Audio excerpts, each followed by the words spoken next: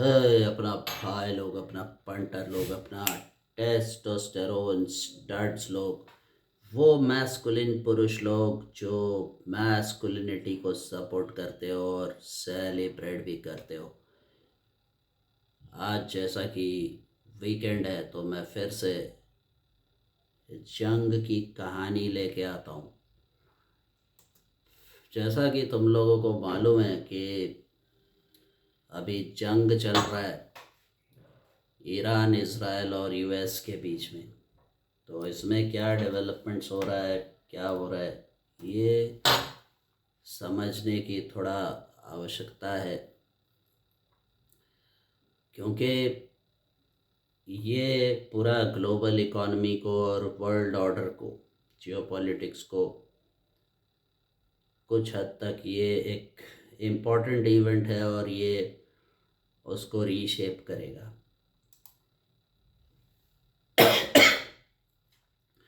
अभी जो भारत का, अपने देश का जो मीडिया है, मतलब कि जो लेली मीडिया यानी कि लेफ्टिस्ट लिबरल मीडिया जो है, वो ऐसा दिखा रहा है कि जैसे मानो ईरान बहुत बड़ा कुछ तीर मार रहा है, बहुत उखाड़ रहा है बैठ के। ये मैं पहले ही बोल चुका हूँ कि ये एक एसिमेट्रिकल वॉर है और डिस्प्रोपोर्शनेट वॉर है। यूएस एक महाशक्ति है, सुपर पावर है, और उसके साथ ईरान का कोई भी मुकाबला, कोई भी मतलब कंपैरिजन नहीं होता है। लेकिन फिर भी जो इंडिया का मीडिया है ना, ज़्यादातर मीडिया, कुछ मीडिया थोड़ा सा न्यूट्रल है, पर ऐसा कोई भी मीडिया नहीं है जो कि इज़राइल का सपोर्ट कर रहा हो या फिर खुल के मतलब यूएस का सपोर्ट का तो सवाल ही पैदा नहीं होता है इंडियन मीडिया का। इज़राइल को भी ऐसा सपोर्ट कर रहा है बहुत, ऐसा नहीं है। इवन रिपब्लिक भारत और रिपब्लिक जो है वो भी जो न्यूज़ दिखा रहा है, जो सारी चीज़ें बता रहा है ना, वो एक फॉरेन मीडिया से ही ले रहा है। वो ज़्यादातर सीएनएन वगैरह से ले रहा है, और सीएनएन हमको मालूम है कि वो एंटी ट्रम्प है और वो पूरा लेफ्ट लिबरल माइंडसेट का है यूएस में भी। और ट्रम्प ने इस बात को बहुत बार बोला भी। देखो, एक चीज़ है कि इस मामले में मैं पर्सनली इज़राइल के साथ हूँ।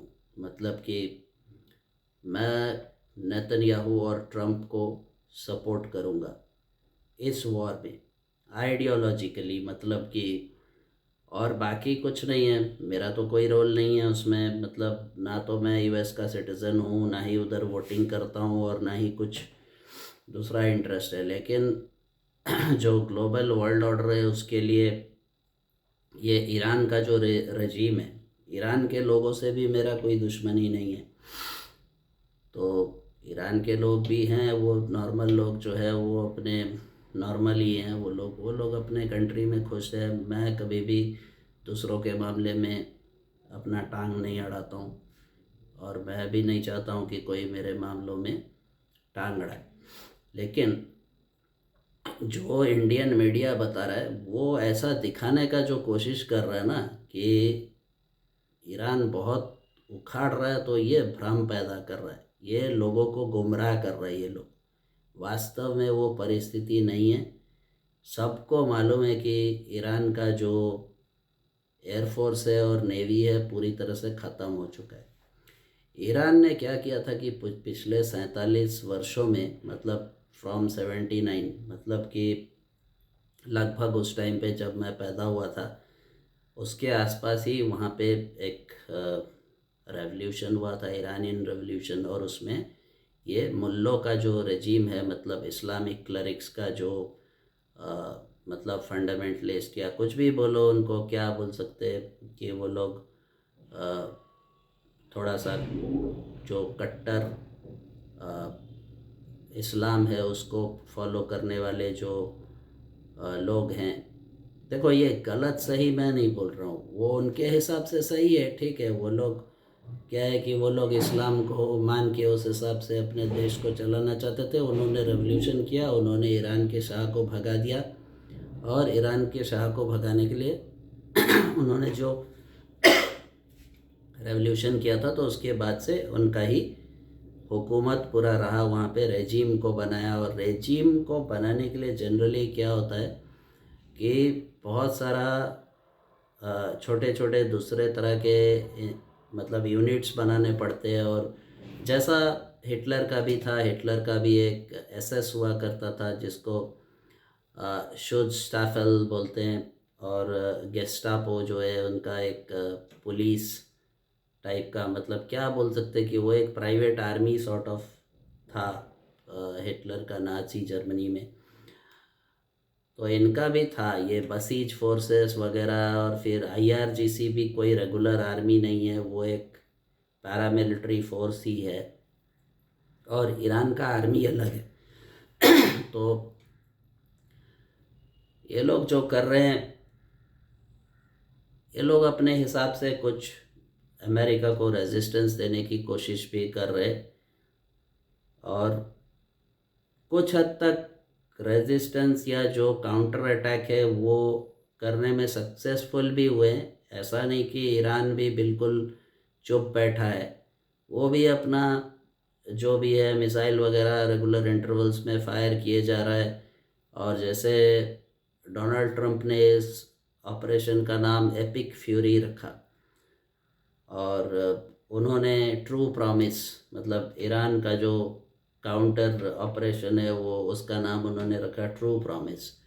तो ये चल रहा है, लेकिन ईरान का अब हालत खस्ता हो चुका है। सबसे बड़ा बात है उनका जो इकोनॉमी है वो पहले से ही मतलब पूरा वो ख़त्म हो चुका था। ईरान का करेंसी का वैल्यू क्या है वो जाके देखो, वहाँ का इन्फ्लेशन देखो, क्या हालत है उनका इकोनॉमी का। बस कुछ तेल है तो वो लोग जो है ऑयल एक्सपोर्ट करके कुछ पैसा कमा रहे थे। अभी तो वो भी नहीं हो पा रहा है क्योंकि स्ट्रेट ऑफ हॉर्मुज़ जो है उसको खुद इन्होंने बंद कर रखा है। और अभी सबसे बड़ा जो हुआ है एक डेवलपमेंट की, खार्ग आइलैंड।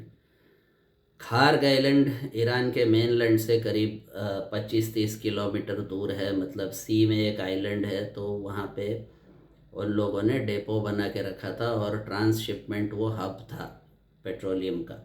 वहाँ से ईरान का 90% ऑयल क्रूड एक्सपोर्ट जो है वहीं से होता था, उसको बम मार दिया। हालांकि यूएस ने उसका जो ऑयल का जो क्या बोल सकते हैं कि जो क्रूड का जो रिजर्वायर्स था उसको अटैक नहीं किया, लेकिन वहाँ का जितना भी मिलिट्री का जो भी इक्विपमेंट था या जो भी मिलिट्री इंस्टॉलेशंस थे वो हेवीली गार्डेड था, तो उसको सारा डिस्ट्रॉय कर दिया बम मार मार के। और बाकी जो हैवी बॉम्बर्स है वो सब बम बरसा ही रहा है पूरा रेगुलर इंटरवल्स में।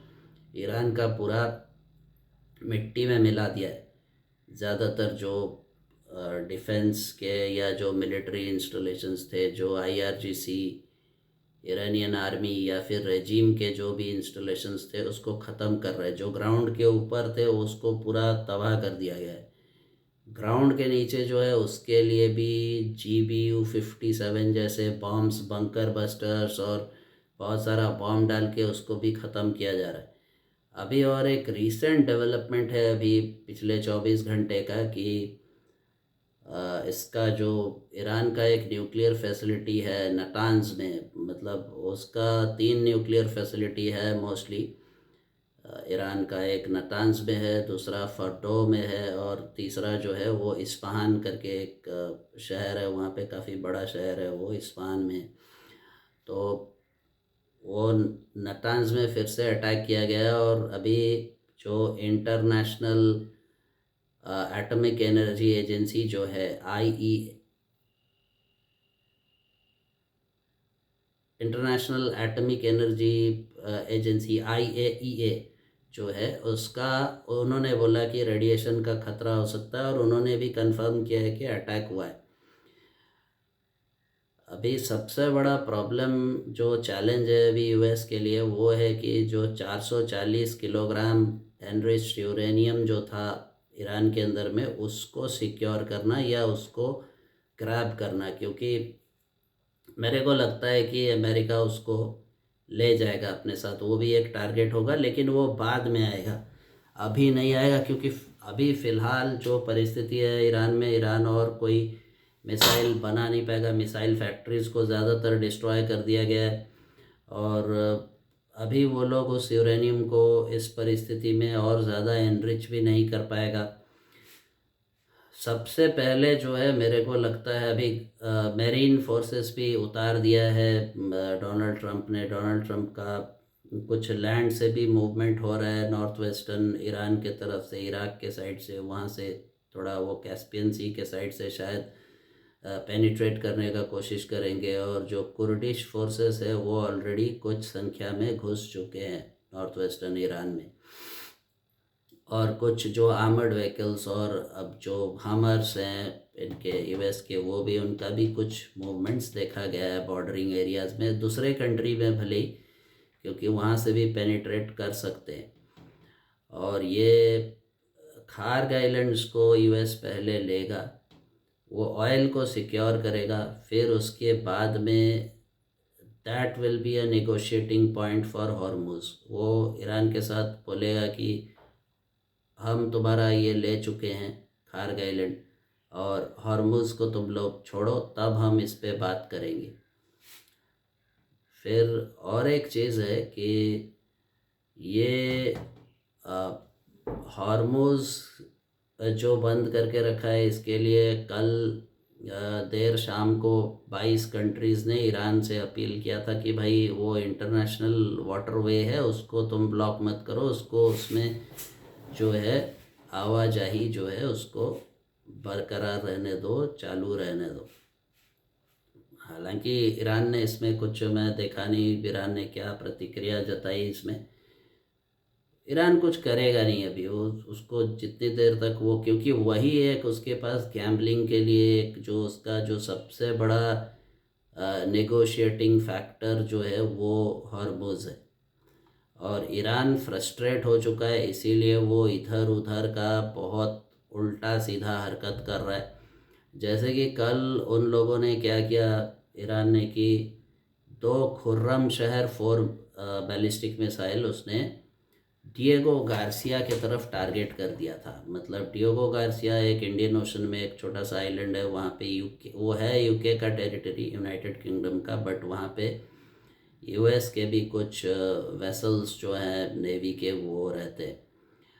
तो अभी डिएगो गार्सिया को दे भी दिया है यूके ने। अभी नाटो को गाली दिया था, ट्रम्प बोला कि साला तुम लोग भोसड़ी वाला छक्का लोग है, साला कावर्ड लोग है, हिजड़ा लोग है, साला चूतिया, तुम लोग कोई, सबसे ज़्यादा पैसा मैं देता हूँ नेटो को, और तुम लोग ज़रूरत पड़ने पे तुम लोग साथ भी नहीं आते हो, तो नेटो का ज़रूरत नहीं है। ये डोनाल्ड ट्रम्प नेटो पे बहुत दिनों से भड़का हुआ है, पिछले 1 साल से, पिछले साल जब वो प्रेसिडेंट बना था तब से भड़का हुआ है। और क्यों ना भड़के, सही बात है भाई, सबसे ज़्यादा पैसा वो खर्चा करता है, और जब ज़रूरत होता है तुम लोग फ़ायदा उठाने के लिए हो, लेकिन जब चैलेंज आता है, जब मुश्किलों का सामना करना पड़ता है, तब तुम लोग साला अपना ठस्सी लेके बैठते हो, तो ये तो गलत है। और इसीलिए देखो, जो लोग ये सोच रहे हैं ना कि डोनाल्ड ट्रंप भीख मांग रहा है दूसरे देशों से हॉर्मुज़ को छुड़ाने के लिए, वो भीख नहीं मांग रहा है भाई, तुम लोग उसका साइकोलॉजी को समझते ही नहीं हो। मैं समझता हूँ डोनाल्ड ट्रंप के साइकोलॉजी को, क्योंकि डोनाल्ड ट्रंप का जो साइकोलॉजी है और मेरा साइकोलॉजी जो है वो काफ़ी मिलता जुलता है। डोनाल्ड ट्रंप एक बिजनेसमैन है, बहुत टफ नेगोशिएटर है, और वो अपने टर्म्स में बिजनेस करता है। तो वो बस, वो जो बोल रहा है दूसरे देशों को साथ में आने के लिए, वो एक संकेत है कि अरे चूतिए मादर चोद की औलादों, तुम लोग आओ, इस समय तुम लोग रहो मेरे साथ, तब जाके मैं तुम लोग को जो वॉर का जो फ़ायदा होगा, वॉर इकोनॉमिक्स भी एक चीज़ होता है, ठीक है, वॉर एक इन्वेस्टमेंट है, और वॉर का जो मैं इतना पैसा खर्चा कर रहा हूँ वॉर में, तो उससे जो फ़ायदा होगा तो उसका बेनिफिट्स तुमको भी अगर लेना है तो तुम लोग मेरे साथ आओ, नहीं तो माँ चुदाओ। ये डायरेक्ट ये मैसेज है डोनाल्ड ट्रंप का, ठीक है। और सही है, मैं तो बिल्कुल मानता हूँ कि डोनाल्ड ट्रंप बिल्कुल सही कर रहा है। वो तुम लोग को लग रहा है कि वो भीख मांग रहा है, वो भीख नहीं मांग रहा है, वो धमका रहा है, एक तरह से एक मैसेज दे रहा है वो कि तुम लोग हमेशा ये जो करते हो ना कि भाई किसी और के कंधे पर बंदूक रख के चलाते हो, वो चीज़ नहीं चलेगा। तुमको अगर इसका फ़ायदा उठाना है, हॉर्मुज़ का जो सिचुएशन है, और अमेरिका को तो कुछ फ़र्क नहीं पड़ता है हॉर्मुज़ से, उसने तो बोल बोल भी दिया डोनाल्ड ट्रंप ने कि भाई हमें कोई फ़र्क नहीं पड़ता है हॉर्मुज़ से क्या हो रहा है क्या नहीं हो रहा है। फ़ायदा किसको होता है, फ़र्क किसको पड़ता है? चाइना को पड़ता है, जापान को पड़ता है। चाइना का 90% जो एनर्जी इंपोर्ट्स है वो हॉर्मुज़ से आता है। इंडिया का तो फिर भी 40% है। और इंडिया, ये बात मैं पूरी तरह से क्लियर कर देना चाहता हूँ, जो चूतिया लोग, जो गांडू लोग ये सोच रहे हैं कि ईरान से अपना क्रूड आता है या एलपीजी आता है, बिल्कुल गलत है। ईरान से इंडिया बहुत कम, मतलब कभी एक आध टैंकर ले लिया तो ले लिया, नहीं लेता है इंडिया। इंडिया का जो क्रूड इंपोर्ट है उसमें ईरान का कोई कंट्रीब्यूशन नहीं है, बहुत इनसिग्निफिकेंट। अगर होगा साल में एक आधा टैंकर ले लिया तो ले लिया, बस उतना।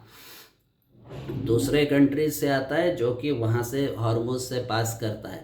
और एलएनजी का जो है वो एक कतार में भी अटैक हो गया, उसको भी ये ऑयल फील्ड्स पे अटैक करे। तो ये हॉर्मुज पे कल मतलब अमेरिका में जब शाम था तो हमारा तो मिडनाइट में, उस समय में हम लोग सो रहे थे, तब डोनाल्ड ट्रंप ने एक और धमकी दिया। बोला कि अगर हॉर्मुज को 48 घंटे के अंदर नहीं खोला ईरान, अगर अपना बकचोदी करता रहा, तो हम फिर उसके पूरा पावर इंफ्रास्ट्रक्चर है उसको गुल कर देंगे। और वो कर भी देगा, क्योंकि देखो जो पावर प्लांट्स है वो तो मेनलैंड ईरान में। दूसरी बात है कि ईरान के जो स्काईज है वो तो पूरा ओपन हो चुका है, मतलब अभी कोई भी वहाँ पे जाके धड़ल्ले से अपना विमान उड़ा सकता है, यूएस उड़ा भी रहा है।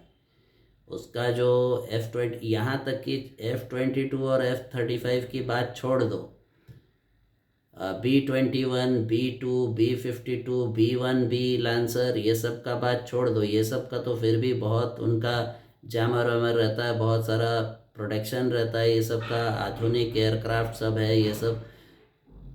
एक 1960 के दशक का जो A-10 वार्ट हॉग है, उसको बोलते हैं फ्लाइंग मशीन गन या फ्लाइंग कैनन।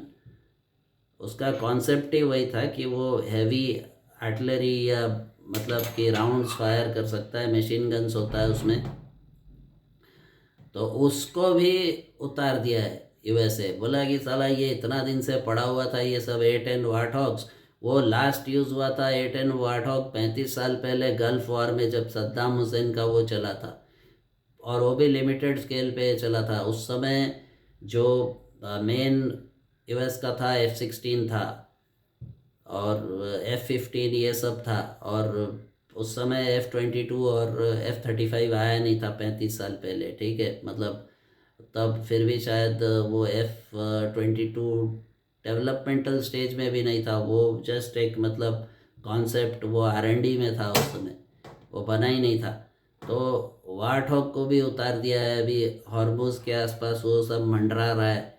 और ईरान का स्काईज तो पूरा अनसिक्योर्ड हो गया है, वहाँ पे जाके वो लोग धड़ल्ले से कभी भी बम गिरा के चला आता है तो कर देगा, कोई बड़ा बात नहीं है। जो थर्मल पावर प्लांट है या जो भी कोई पावर प्लांट है, वो न्यूक्लियर फैसिलिटी को अटैक कर रहा है, वो पावर प्लांट को गोल कर देगा, पूरा बत्ती गोल हो जाएगा, ऐसा डोनाल्ड ट्रंप बोल रहा है, ठीक है। लेकिन देखो ईरान क्या है कि उसके पास जो भी अंडरग्राउंड में कुछ मिसाइल्स वगैरह है, तो वो सबको वो लोग इधर उधर फेंक के एक मतलब एक कमोशन, एक हंगामा, अराजकता पैदा करने की कोशिश कर रहे हैं, जो कि उनका फ्रस्ट्रेशन को दर्शाता है, ठीक है। मतलब और फिर बोल रहा है कि जो टूरिस्ट डेस्टिनेशन है उसको भी हम अटैक करेंगे।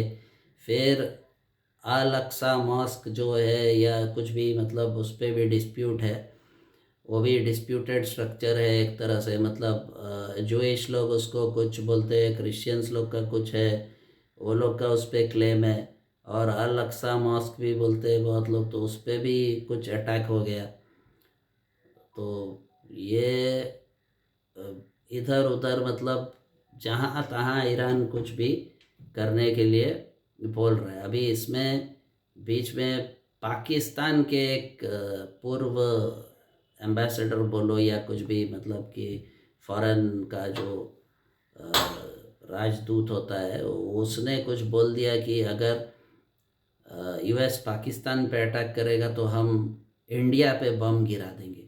साला ये क्या बकचोदी है। मतलब पहली बात कि पाकिस्तान के साथ तो यूएस का डिफेंस पार्टनरशिप है, वो उसका स्ट्रेटेजिक पार्टनर था बहुत दिनों तक, अभी भी है।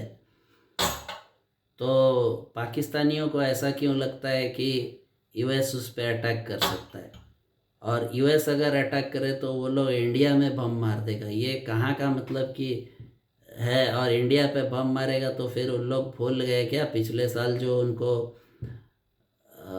जो उनको ट्रीटमेंट मिला था, जो स्पैंकिंग मिला था, उनके गांड में जो दिया गया था, पटाम पटाम मार के साला गांड का चमड़ी जो उधेड़ा गया था पाकिस्तान का पिछले साल, जब भीख मांग रहा था वो लोग, रो रहा था जब कि अरे बचाओ मेरे को। फिर डोनाल्ड ट्रंप आया, डोनाल्ड ट्रंप भी डर गया, बोला कि अरे न्यूक्लियर वेपन स्टेट है।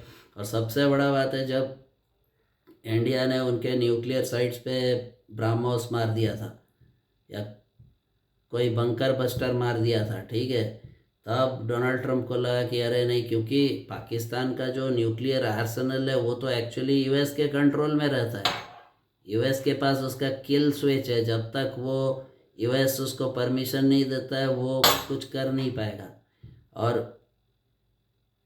लास्ट ईयर ऑपरेशन सिंदूर में India demonstrated to the whole world that कि एक न्यूक्लियर स्टेट, जो घोषित न्यूक्लियर स्टेट है और एक्सेप्टेड न्यूक्लियर स्टेट है, उसको किस तरह से अटैक करके उसके न्यूक्लियर साइट्स पे अटैक किया जा सकता है, पेनिट्रेट किया जा सकता है, वो इंडिया डेमोन्स्ट्रेटेड इट। तो उसके बाद में पाकिस्तान फालतू का ये सब बात करता रहता है, जिसका उसका उसका भी अभी पाकिस्तान का भी इकोनॉमी का हाल ईरान से भी बदतर कर दिया जाएगा अगर पाकिस्तान ज़्यादा उड़ता है। बहुत उड़ रहा है आजकल, फिर से इन लोग का उड़ना चालू हुआ है, तो जब जब पाकिस्तान उड़ेगा तब तब पाकिस्तान का पूरा पास कर दिया जाएगा। तो ये सारी बातें हैं अभी, बहुत सारा चीज़ है। और देखो इसमें क्या है कि इंडिया में भी जो डिफेंस एक्सपर्ट्स आते हैं वो भी डिवाइडेड है। मतलब ये इसराइल और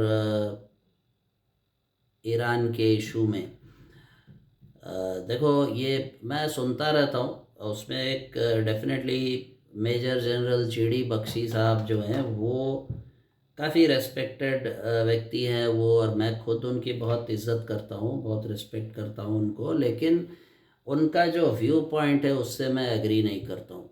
ठीक है, बिकॉज मुझे रादर एक मेजर जनरल जीडी बख्शी, वो भी मेजर जनरल है, एक और मेजर जनरल है, मेजर जनरल मतलब दोनों रिटायर्ड है, वो भी रिटायर्ड मेजर जनरल राज शुक्ला साहब, उनकी बातें मेरे को ज़्यादा लॉजिकल लगती है। ठीक है, मतलब कि इस मामले में दो बहुत सारा दूसरा मामला है जिसमें पाकिस्तान के मामले में जीडी बख्शी साहब बहुत बढ़िया उनको डोज देते हैं टीवी में बैठकर, वो मैं बहुत रेस्पेक्ट करता हूँ या बहुत मुझे अच्छा लगता है, that is another matter. And still I say that कि जीडी बख्शी साहब को फिर भी, अरे मतांतर तो हो सकता है, मेरा मत कुछ और है, मैं बोल रहा हूँ कि डेफिनेटली वो लोग इन मामलों में शायद मेरे से ज़्यादा ही जानते हैं, बहुत ज़्यादा जानते हैं वो लोग खुद, मतलब डिफेंस के ऑफिसर रहे हैं टॉप पोजीशंस में। लेकिन यहाँ मैं कह रहा हूँ कि यहाँ पे डिवाइडेड है ओपिनियन। मुझे लग रहा है, मुझे इस मामले में ईरान और यूएस का जो मामला है, इज़राइल का मामला है, उसमें रिटायर्ड मेजर जनरल राज शुक्ला की बातें ज़्यादा पसंद आ रही है मुझे, ज़्यादा मुझे लॉजिकली साउंड लगता है। और जीडी बख्शी साहब का मुझे ऐसा लग रहा है कि शायद वो कहीं थोड़ा सा इमोशनल है, कोई एक उनका कोई इमोशनल लगाव है किसी एक चीज़ से, तो शायद वो थोड़ा सा दूसरे तरीके का बात कर रहे हैं, हो सकता है, पता नहीं, time will tell. And then और एक चीज़ है, एक रिटायर्ड एम्बेसडर हैं दीपक वोरा, तो दीपक वोरा की बातें भी मेरे को सही लगती है इस मामले में। मतलब कि ये जो टोटल चल रहा है अभी, ये दोनों का ओपिनियन में, और एक व्यक्ति है, ये एक है सुमित जैन, वो भी काफ़ी अच्छा मतलब बोलता है।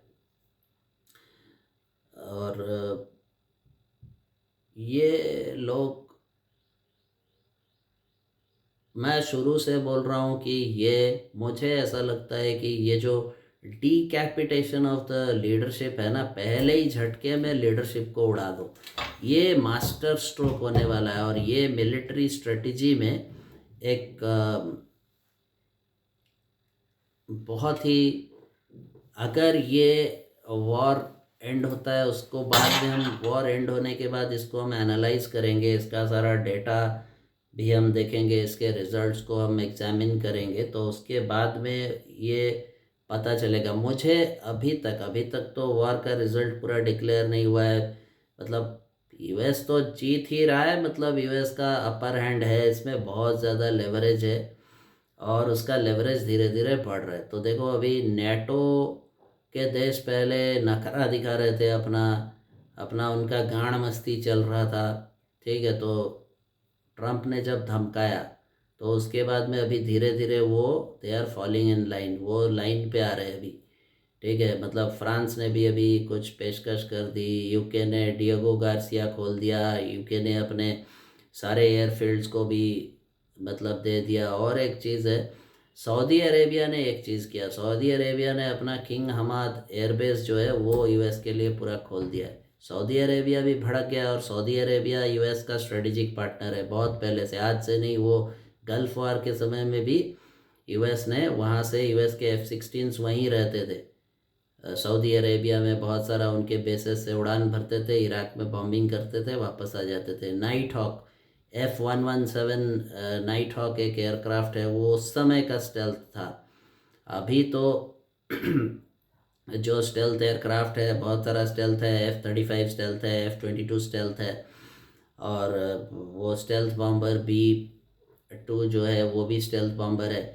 तो उस समय 1991 में, जब 35 साल पहले जो गल्फ वॉर हुआ था, सद्दाम हुसैन वाला, इराक वाला, तो उस समय में एक अजीब सा दिखने वाला प्लेन था, F-117 नाइट हॉक, वो सऊदी अरेबिया से उड़ान भरता था, ठीक है।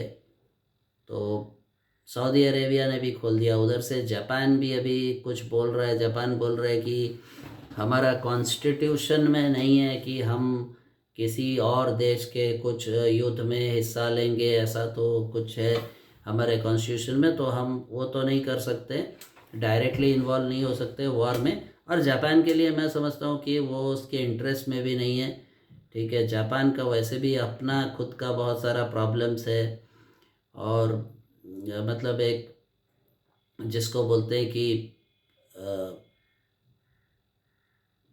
उनके लिए हर 2 साल 3 साल में रिकंस्ट्रक्शन, जो सुनामी वगैरह होता है वहाँ पे, इसके लिए करना पड़ता है, काफ़ी पैसा उसमें लगता है। और जापान एक छोटा सा, मतलब एक आइलैंड नेशन है, वो इतना लफड़ा करना भी नहीं चाहता है, वो एक बार किया था बहुत पहले।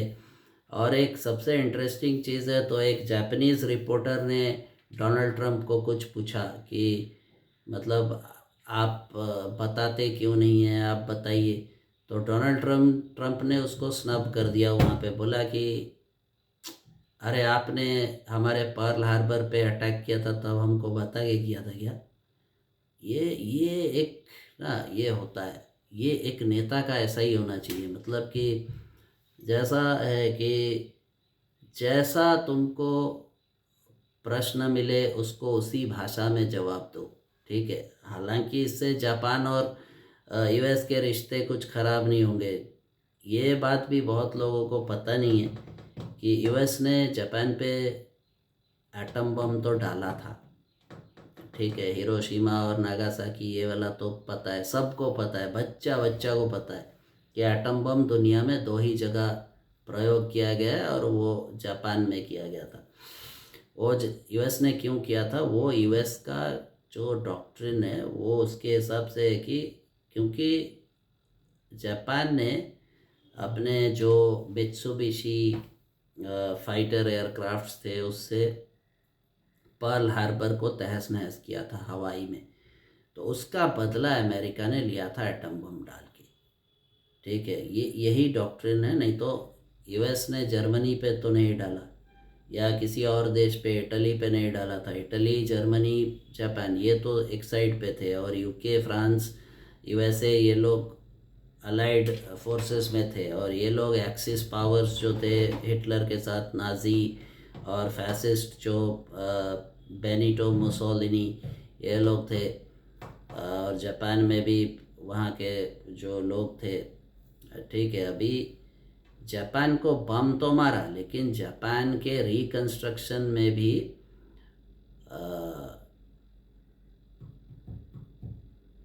इसने यूएस ने एक बहुत अहम भूमिका निभाई थी उस समय। और 50 और 60 के दशक में एक चीज़ हुआ करता है,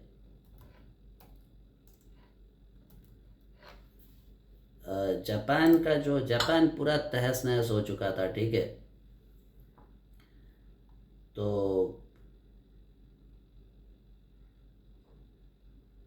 इसमें यूरोप भी तहस नहस हुआ था सेकेंड वर्ल्ड वार में। तो उसमें क्या हुआ कि यूएस ने बहुत सारा पैसा खर्चा किया था उस समय रिकंस्ट्रक्शन के लिए, कोई भी मतलब वो डाला था, मतलब कुछ एफर्ट्स लगाए थे अपने, जो पैसे वगैरह सॉफ्ट लोन्स दे करके, या कुछ भी, कुछ ग्रांट्स भी दिए, मतलब सब्सिडीज़, ग्रांट्स ये सब दे के रिकंस्ट्रक्शन का एक काम किया था। और जापान के रिकंस्ट्रक्शन में 1945 से 52 तक बहुत पैसा आया यूएस का। और जो ये एक गाड़ी है होंडा सिटी, होंडा जापान का है, पता है सबको। ये होंडा सिटी जो है ना, वो होंडा सिटी भी उसी टाइम का प्रोडक्ट है जो वो जापानीज़ लोगों ने बनाया था। और पहला होंडा सिटी देखना कैसा दिखता है। अभी का होंडा सिटी जो है ये तो बहुत लेटेस्ट जनरेशन का होंडा सिटी है, बट उस समय का जो होंडा सिटी था, जो पहला मॉडल था, वर्जन 1 जो था होंडा सिटी का, वो कैसा दिखता था, वो कुछ पहले का मारुति 800 जैसा दिखता था, ठीक है। फिर होंडा का एक मोटरसाइकिल क्या बोलोगे उसको, एक छोटा सा मतलब 2 व्हीलर आता है, उसका नाम है CB70। CB70 जो है वो एक 70cc इंजन का एक छोटा 2 व्हीलर हुआ करता था जापान में। वो दिखने में कुछ बजाज M80 जैसा दिखता है। उसका इंजन जो है वो 70cc के आसपास का, एग्जैक्ट 70 तो नहीं होता है, 70cc के आसपास का एक इंजन था वो। और ये जो हमारे देश में हीरो होंडा, स्प्लेंडर, और अभी तो हीरो होंडा नहीं है, अभी हीरो है हीरो मोटर्स। पहले हीरो होंडा हुआ करता था, हीरो के साथ होंडा का कोलैबोरेशन था। और हीरो होंडा जब पहला आया था CD100, तो वो CD100 जो है वो भी उसी सीरीज़ का, CB70 सीरीज़ का ही थोड़ा लार्जर डिस्प्लेसमेंट का इंजन था वो। तो ये सब जो भी जापान का हुआ बाद में कमाल, वो सब यूएस ने काफ़ी पैसा वहाँ पे इन्वेस्ट किया था और बहुत पैसा दिया था उसको। तो जापान भी आ रहा है। जापान के साथ यूएस का काफ़ी अच्छा संबंध है। जापान के साथ ट्रेड डील भी कर लिया था यूएस, तो जापान का मार्केट भी भागा बहुत।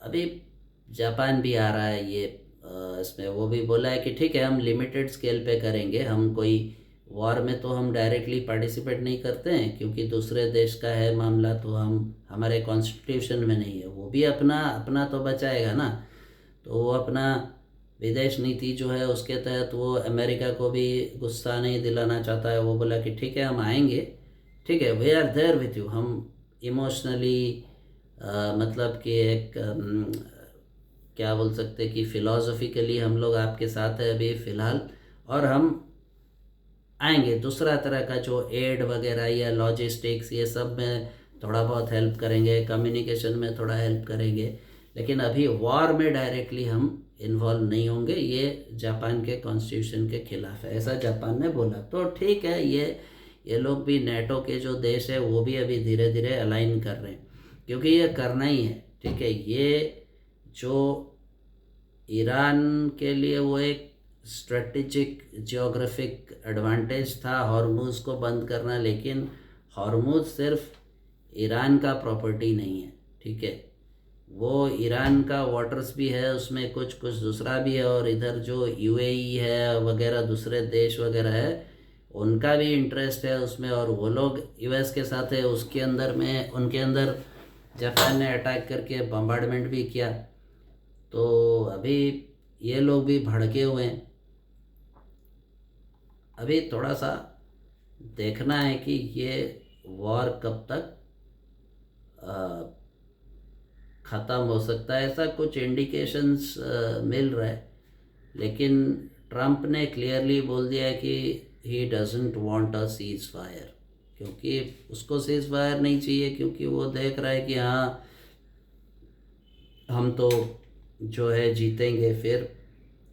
और एक बात है कि रेगुलर इंटरवल्स पे एक एक करके ईरान के जो लीडरशिप है, रेजिम का लीडरशिप है, उसको इज़राइल न्यूट्रलाइज करता जा रहा है। मतलब कि अली लारिजानी को मार दिया, वो एक बहुत बड़ा इम्पोर्टेंट हेड था, वो मतलब एक बहुत हस्ती था, वो फिगर था ईरान के अंदर में।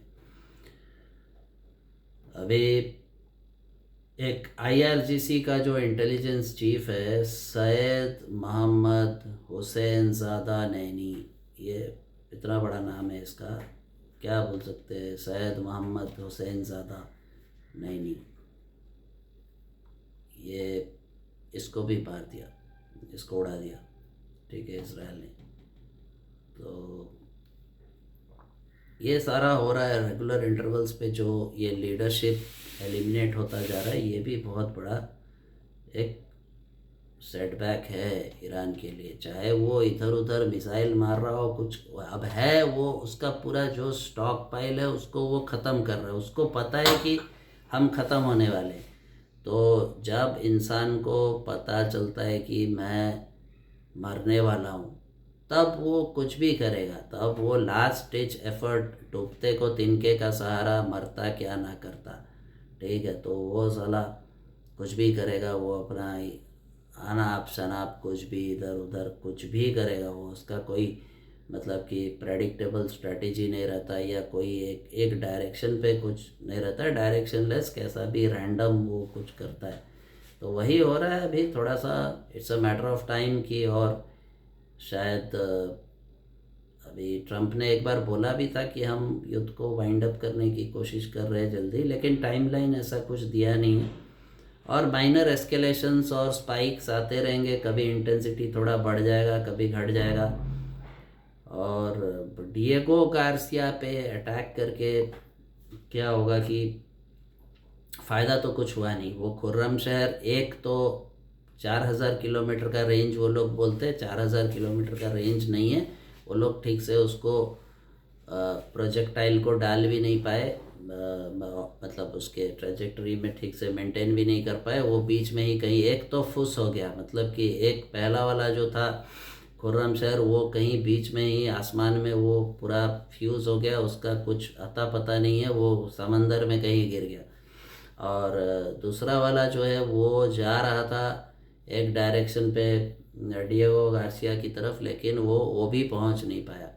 ठीक है, तो ये एक फेल्ड अटेम्प्ट था और वो लोग कोशिश किए और एक दिखाने का भी कोशिश किए दुनिया को कि देखो हमारे पास पे भी है, हम भी 4000 किलोमीटर रेंज का मतलब बैलिस्टिक मिसाइल बना सकते हैं। तो ये सब करके अभी एक पोजीशनिंग ये लोग करने का कोशिश कर रहे हैं, लेकिन होगा कुछ नहीं, क्योंकि यूएस का जो बिल्डअप है और यूएस का जो शक्ति है और यूएस का जो स्ट्रेटजी है वो मेरे हिसाब से बहुत ही खतरनाक है। और जो लोग ये बोल रहे हैं ना कि यूएस के पास कोई प्लान ही नहीं था, उनको कुछ नहीं मालूम है। यूएस बहुत स्ट्रक्चर्ड तरीके से काम कर रहा है।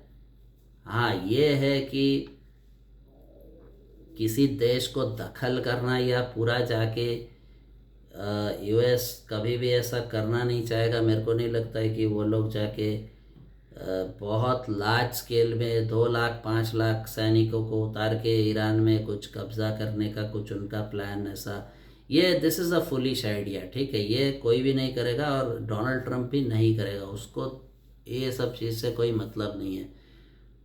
और डोनाल्ड ट्रंप या कोई भी अमेरिकन प्रेसिडेंट, वो चाहे डेमोक्रेट भी हो, तो दो कंट्री ये है वर्ल्ड में, मैं हमेशा बोलता रहता हूँ कि इसराइल और ताइवान, ये दोनों कंट्री पे अगर अटैक हुआ तो यूएस पूरा वचनबद्ध है, कटिबद्ध है वो इसको करने के लिए, प्रोटेक्ट करने के लिए। इसराइल का सबने देखा है, सबको मालूम है। ताइवान पे वैसा अटैक अभी रिसेंट हिस्ट्री में नहीं हुआ है। दो चाइना क्या करता है, चाइना अपना वो स्टांसिंग करता रहता है, चमकाता है बहुत बार। और एक बात है, देखो अगर कभी ऐसा होगा नहीं, चाइना ऐसा करेगा नहीं, चाइना चमकाता है मतलब कि चाइना बीच बीच में अपने जो एयरक्राफ्ट है उसको लेके J-20 और J-35 अभी बना है क्या पता नहीं चाइना का, लेकिन वो अपना चेंगड़ू जो एयरक्राफ्ट है, मतलब उस कंपनी का नाम चेंगड़ू है, तो चेंगड़ू एयरक्राफ्ट से वो अपना करता रहता है, मंडराता है, कभी कभी कुछ कर देता है, इधर उधर कहीं फायर कर देता है, हल्का सा दिखाता है अपना थोड़ा सा मतलब दबदबा, अपना वर्चस्व, अपना हेजीमनी वहाँ पे ताइवान को चमकाने की कोशिश करता है। लेकिन चाइना मेरे को नहीं लगता है कि यूएस के साथ कोई वॉर पे जाने का कोशिश करेगा या डायरेक्ट कन्फ्रंटेशन में जाएगा। तो अभी देखो अगर यूएस के साथ अगर चाइना का कभी वॉर हो गया तो वो बहुत भयंकर वॉर होगा, और उसमें आई थिंक कि यूएस को आई थिंक नहीं, it will be a reality, US को पैसिफिक में थोड़ा सा अपना जो बेसेस है उधर से हवाई है, ठीक है, उधर भी दूसरा गुआम है, वहाँ से कुछ वो लोग मूवमेंट्स करेगा, वहाँ पे एयरक्राफ्ट कैरियर्स वगैरह उनका रखा रहता है। फिर जापान का भी ज़रूरत पड़ेगा, साउथ कोरिया का ज़रूरत पड़ेगा, ठीक है, क्योंकि फिर वहाँ पे नॉर्थ कोरिया हॉस्टाइल है, अमेरिका के अगेंस्ट में है, और चाइना के साथ अगर भिड़ता है तो फिर उस समय हो सकता है यूएस इंडिया के साथ में भी कुछ सोच सकता है वो, क्योंकि स्ट्रेटेजिकली मेरे को लगता है कि इंडिया का भी ज़रूरत पड़ सकता है। लेकिन इंडिया देगा या नहीं ये बहुत मतलब बड़ी बात है, नहीं देगा शायद, क्योंकि इंडिया पे फिर रिस्क हो जाएगा। मतलब रिस्क मतलब क्या है कि जिस तरह से अभी हो रहा है कि जैसे यूएई और सऊदी अरेबिया पे ईरान अटैक कर रहा है, तो उस केस पे चाइना फिर इंडिया पे कुछ वो अपना मिसाइल फेंक सकता है। लेकिन इंडिया के पास भी बहुत मिसाइल वगैरह है, वो चाइना का कुछ डोंगफेंग और ये सब जो है वो है, उनके पास में भी है, इंटरकॉन्टिनेंटल बैलिस्टिक मिसाइल्स है, इंडिया के पास भी है, और इंडिया बताता नहीं है इतना। अभी अग्नि 6 और उससे ऊपर का कुछ अगर है, सूर्या मिसाइल एक है वो बहुत लंबा रेंज का, मतलब 18,000 किलोमीटर तक उसकी मारक क्षमता है। वो स्टिल अभी मेरे को पता नहीं, वो बनाया तो नहीं है अभी तक कैसा कोई, या अगर बनाया भी होगा तो इंडिया बताता नहीं है।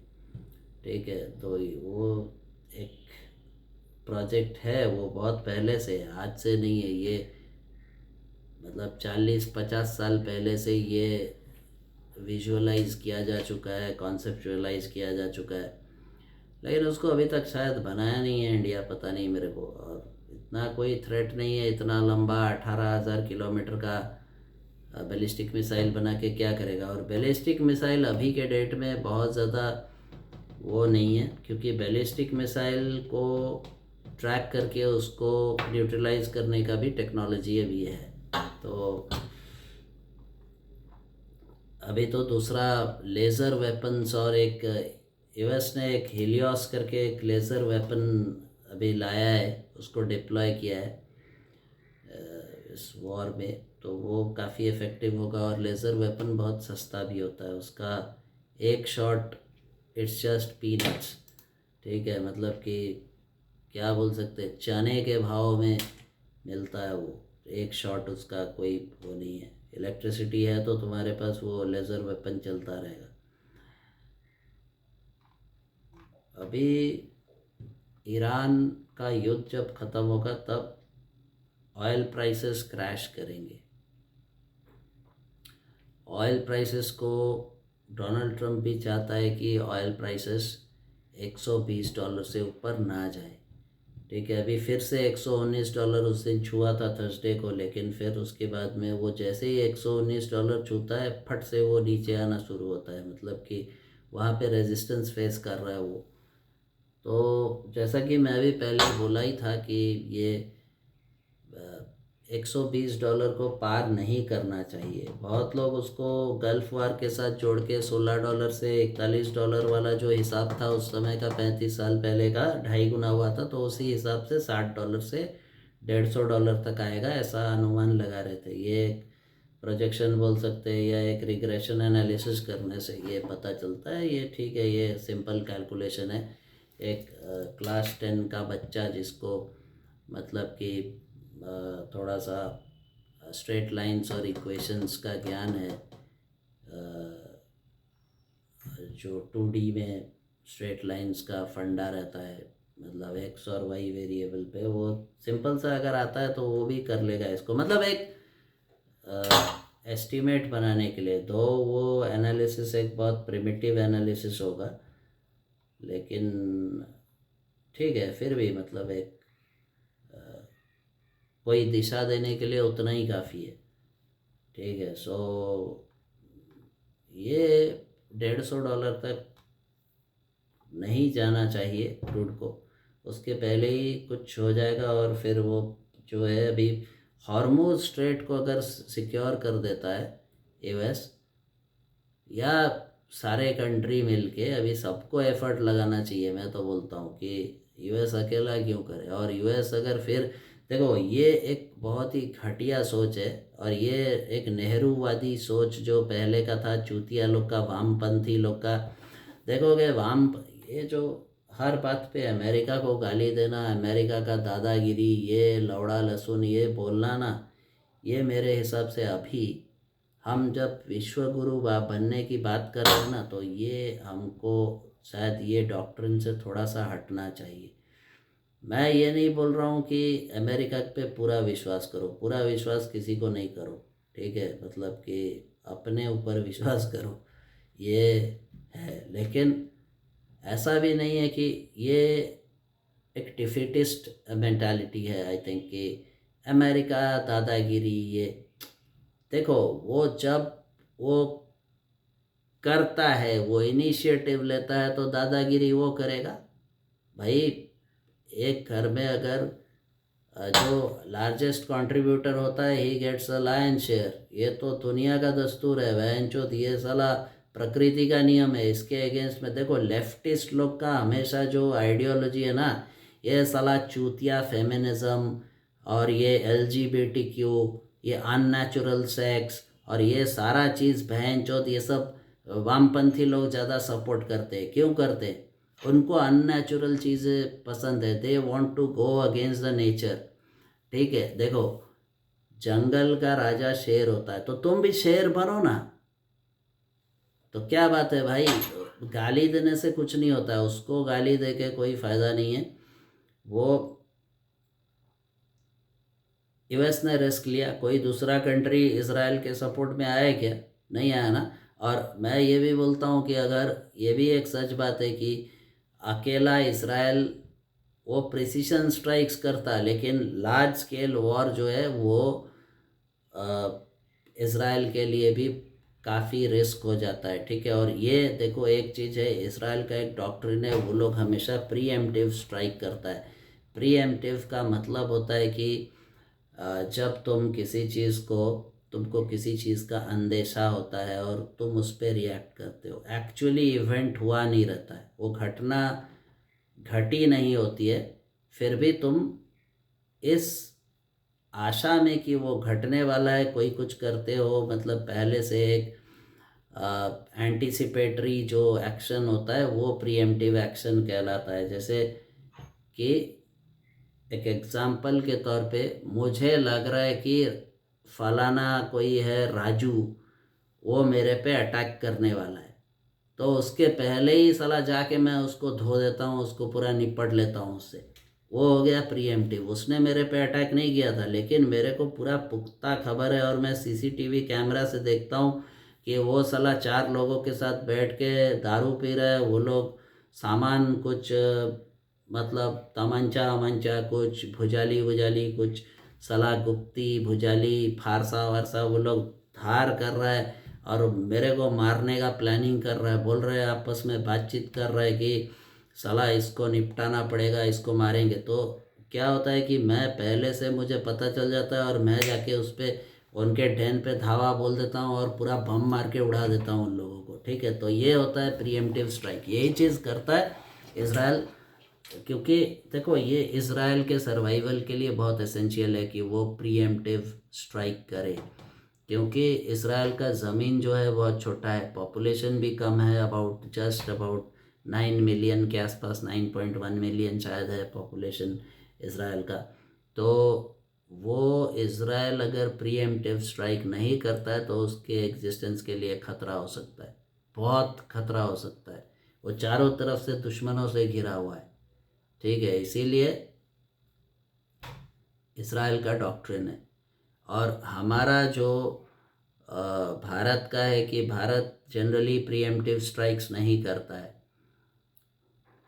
भारत रिटेलिएटरी स्ट्राइक्स करता है, मतलब कि अटैक होने पे उसका जवाब देता है। जैसा कि पहलगांव अटैक हुआ, टेररिस्ट एक्टिविटी है, तो उसने भारत ने ऑपरेशन सिंदूर चला के, फिर भी ऑपरेशन सिंदूर में भी क्या पाकिस्तान के मेनलैंड पे नहीं किया गया था कुछ।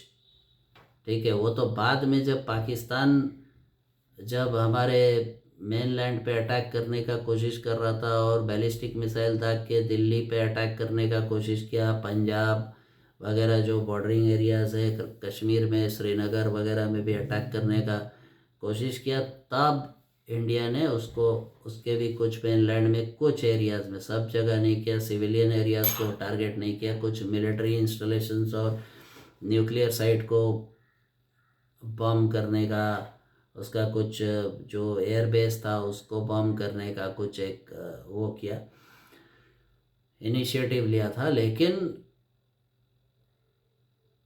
इंडिया जनरली क्या, इंडिया को कभी प्रीएम्प्टिव स्ट्राइक करते हुए नहीं देखा गया है। लेकिन ये डॉक्ट्रिन से अभी थोड़ा सा चेंज करना चाहिए मेरे ख्याल से, और हमको थोड़ा मतलब एक्सपेंशनिस्ट थ्योरी थोड़ा चलाना चाहिए।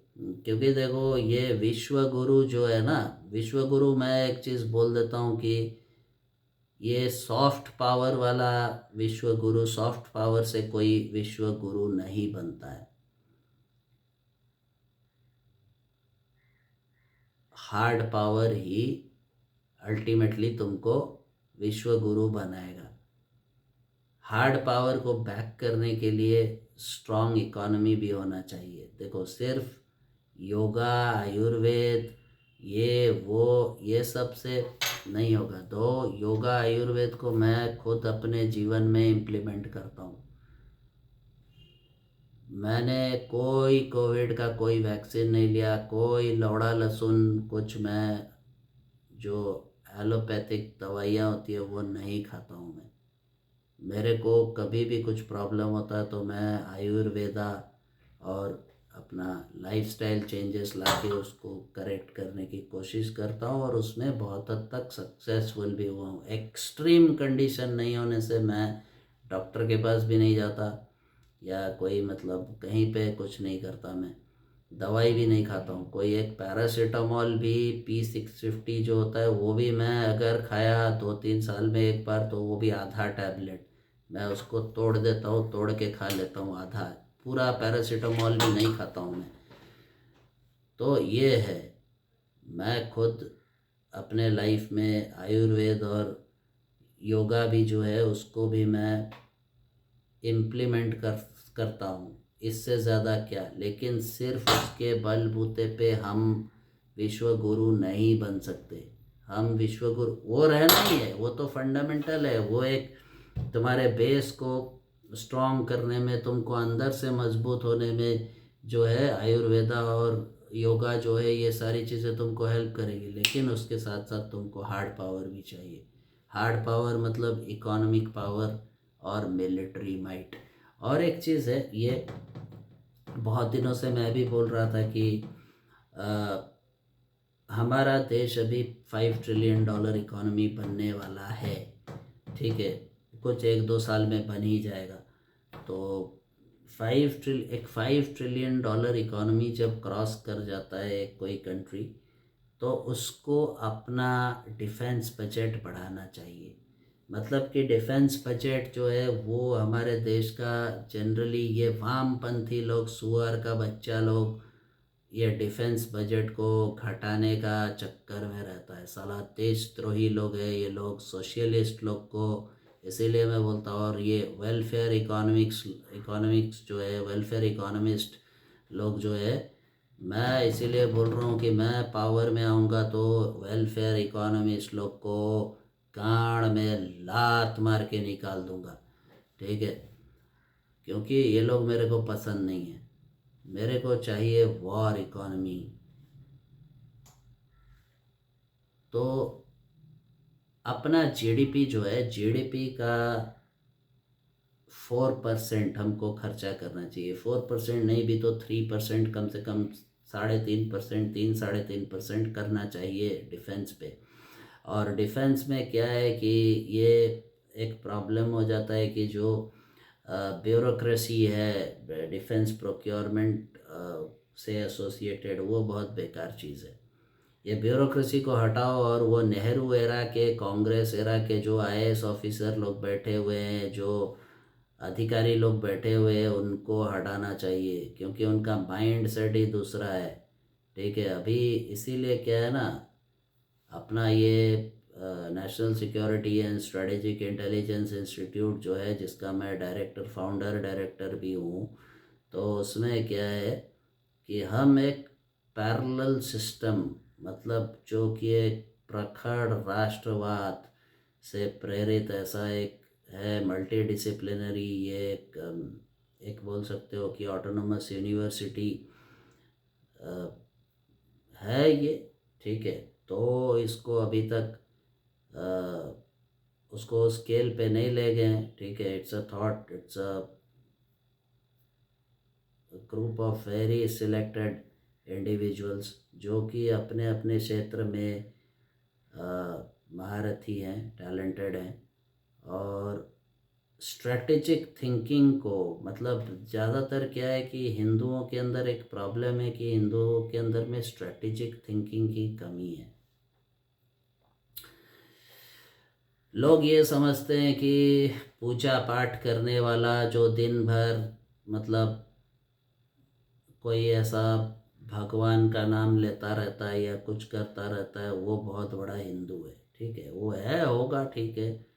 लेकिन ये देखो, स्ट्रेटेजिक थिंकिंग की कमी है, इसलिए तुम लोग मार खाते हो। अभी जो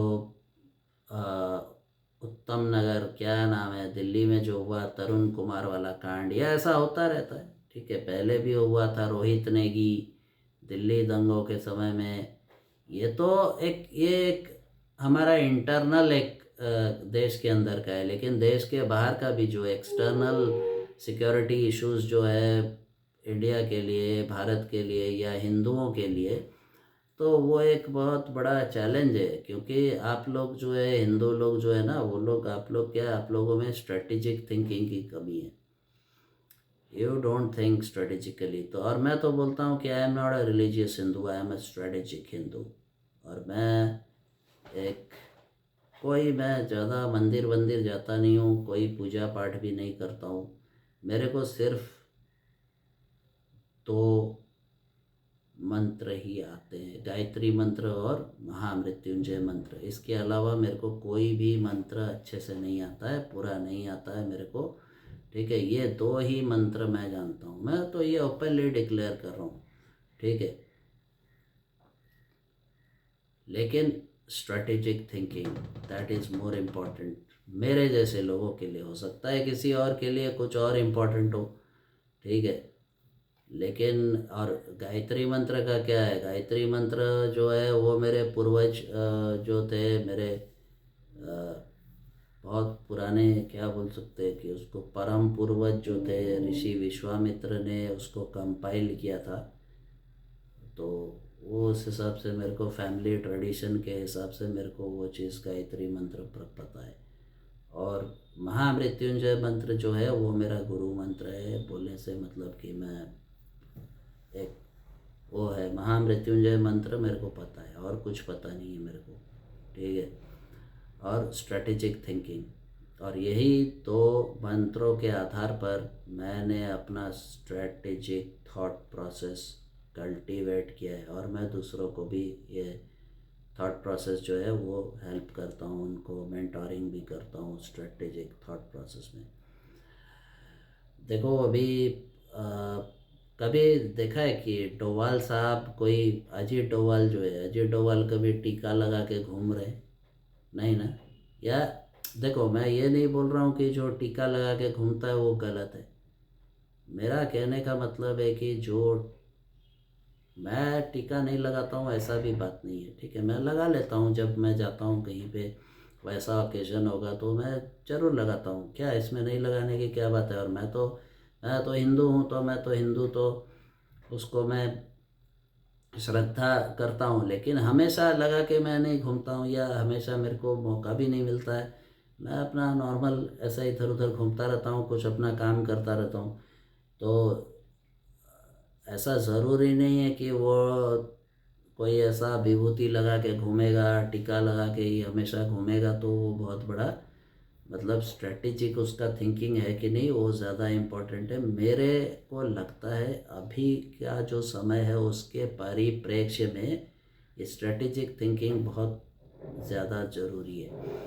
जो हिंदू लोग मतलब लव जिहाद और ये वो लैंड जिहाद ये है, मैं एक्सेप्ट करता हूँ, ये रियलिटी है। तो ये सब के बारे में जो लोग बोल रहे कि ऐसा हो रहा है, वैसा हो रहा है, ऐसा क्यों हो रहा है, उसका निवारण कैसे होगा? उसका निवारण है स्ट्रेटेजिक थिंकिंग। स्ट्रेटेजिक थिंकिंग करो। ठीक है, इसलिए क्या है कि हम लोग जो अपना national security and strategic intelligence institute है, उसके लिए आम जनता के लिए एक कोर्स भी है हमारा, कि ऐसा 45 डेज़ का एक कोर्स है। वो है कि मतलब स्ट्रेटेजिक थिंकिंग से रिलेटेड है, मतलब स्ट्रेटेजिक हिंदू वाला कोर्स है। स्ट्रेटेजिक हिंदू कैसे बनना है?